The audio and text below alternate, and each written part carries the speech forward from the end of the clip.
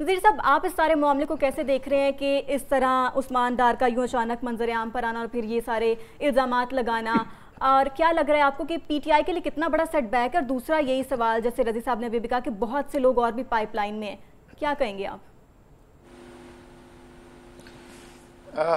जो भी सूरत हाल है इस पर आप खुश तो नहीं हो सकते हैं। कम से कम एक बात तो तय होनी चाहिए ना, हम इस पर खुश नहीं हैं। दूसरी बात यह है कि ये सियासी तरबियत याफ्ता लोग नहीं थे। इनकी कोई सियासी तरबियत ऐसे दौर में नहीं हुई थी जब अहद सितम का मुकाबला किया जाता है।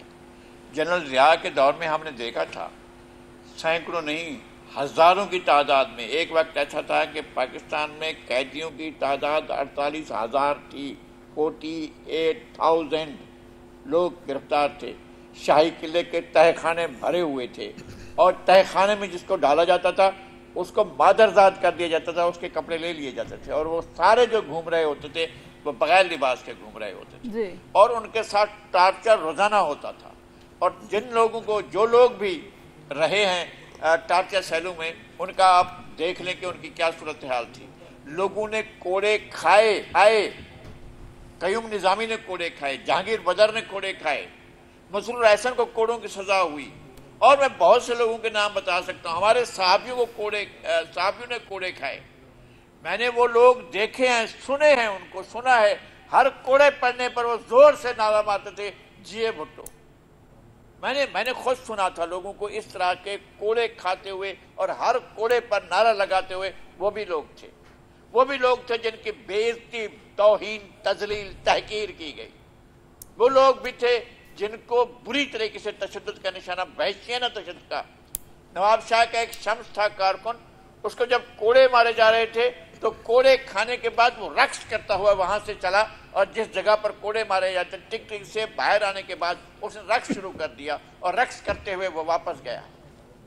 तो ऐसे लोगों को भी देखा। ये लोग बेचारे मासूम से, प्यारे से, राज दुलारे से, वो हमारे एक वो हैं गुलूकार हैं अबरारुल हक, ऐसे अच्छे गाने वाले, और फिर उसके बाद जो है वो उन पर बुरा वक्त आया तो उनको पता ही नहीं था कि ऐसा भी होता है।